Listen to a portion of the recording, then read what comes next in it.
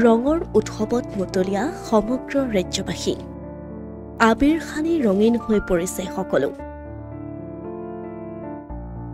বালিপাৰাৰ কমলাবাৰী শাখা সত্ৰত পৰম্পৰাগতভাৱে ফাকুৱা পালন সমগ্ৰ ৰাজ্যতে দোল উৎসৱক লৈ এক উৎসৱমুখৰ পৰিৱেশ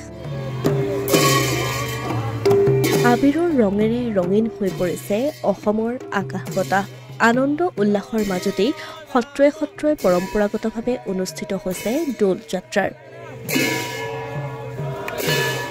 ব্যতিক্ৰম নহয় বালিপাৰাৰ শ্ৰী শ্ৰী কমলাবাৰী শাখা সত্ৰ বালিপাৰাৰ শ্ৰী শ্ৰী কমলাবাৰী শাখা সত্ৰৰ উদ্যোগত দোল উৎসৱৰ লগত সংগতি ৰাখি গোসাই ফুৰোৱা অনুষ্ঠান অনুষ্ঠিত কৰা হয়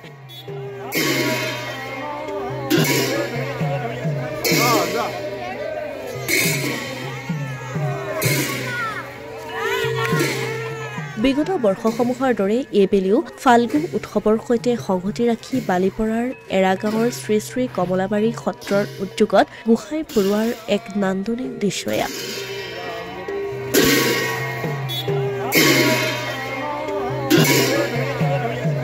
দুদিনীয়া কাৰ্যসূচীৰে উদযাপন কৰা উৎসৱৰ প্ৰথম দিনা সত্ৰৰ পৰা দৌলত মূৰ্তি স্থাপনেৰে পূজা অৰ্চনা কৰাৰ পাছত